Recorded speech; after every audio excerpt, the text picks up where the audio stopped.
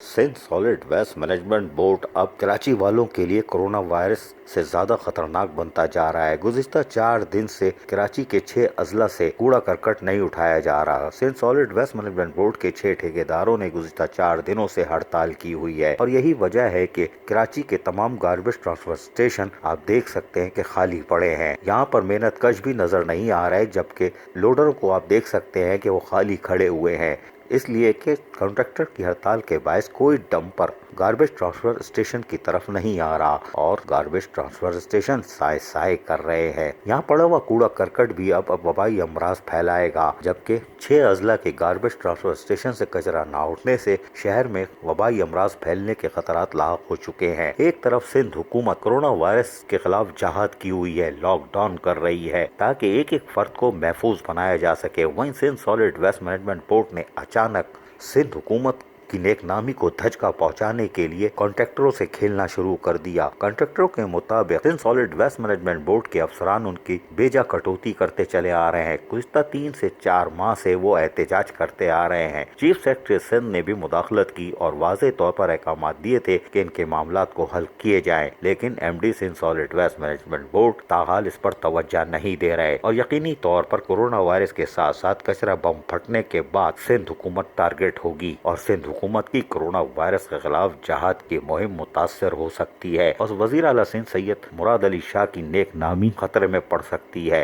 वो वाज़ेह तौर पर सॉलिड वेस्ट मैनेजमेंट बोर्ड और खुसूसन चाइनीज कंपनी के खिलाफ भी सख्त अल्फाज कह चुके हैं, जिसपे वजीर बल्दियात ने Sindh solid waste management board में मीटिंग करके वार्निंग भी दी थी, लेकिन Sindh solid waste management board किसी की सुनने को तैयार नहीं। वो कौन से अफसर हैं जिनका कोई कुछ नहीं बिगाड़ सकता। सिंध हुकूमत ने भी घुटने टेके हुए हैं, लेकिन कोरोना वायरस के खिलाफ जारी जहाद में ये कचरा बम सिंध हुकूमत के लिए खतरा ना बन जाए। अजीज आरिफ, KBS बल्दियाती न्यूज़, कराची।